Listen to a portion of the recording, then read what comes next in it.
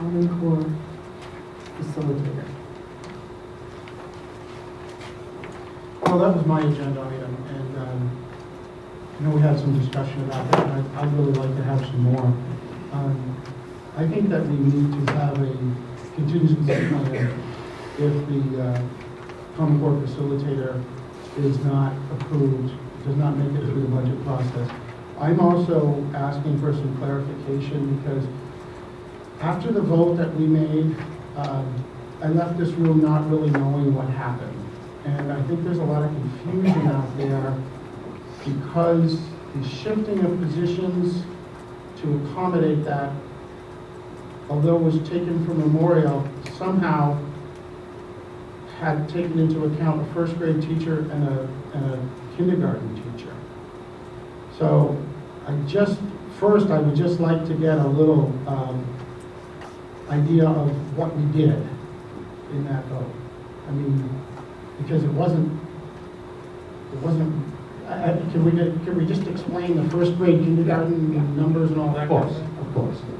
There was one Underhill adjustment and two Memorial. The two Memorial teachers went to Core. The Underhill teacher became the Common Core facilitator. And Drew, you can speak, I mean, you can both speak to where those positions, the reassignment of those positions comes from.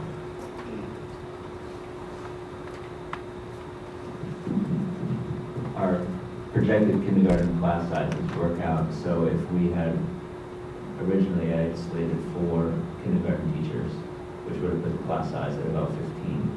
So we thought that if we cut it down to 3 kindergarten teachers, 6 total sessions, the class size would be right at 20, which is where it is this year. So that's where that extra person came from. First grade remains the same no matter what this year or next year as projected. So just to be clear, I think it was stated at the last meeting that there was 3 retiring teachers at Memorial that the positions were coming from. I was just, no, one is at Underhill? Yeah, three retirements at Underhill.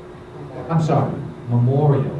Okay. 2 would be transferred to Colley, and then would have a vacancy that would recruit for at Memorial. Steve would have to hire a teacher. So the whole Underhill thing was a tentative thing that's now been changed? No, we're still... Yeah, we're still on that. Okay. There are actually 3 positions that are reassigned. Okay. And the confusion is there's 3 retirements at Memorial and 3 positions, but we're only reassigning 2 positions from Memorial. Okay. I'd also like to ask if you've met with the teachers to discuss their feeling about Common Core facilitator versus the other proposal, which I've talked about a couple of times about stipending teachers. Have we got any input from the teachers? I haven't, I don't know.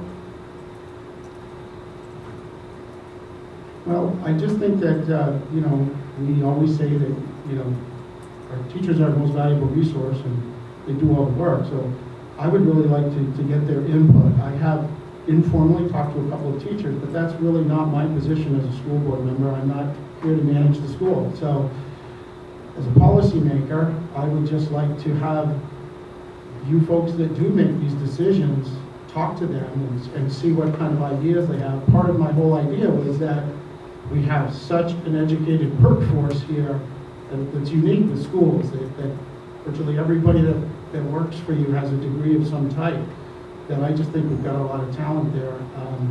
I'd also like to point out from a budget point of view,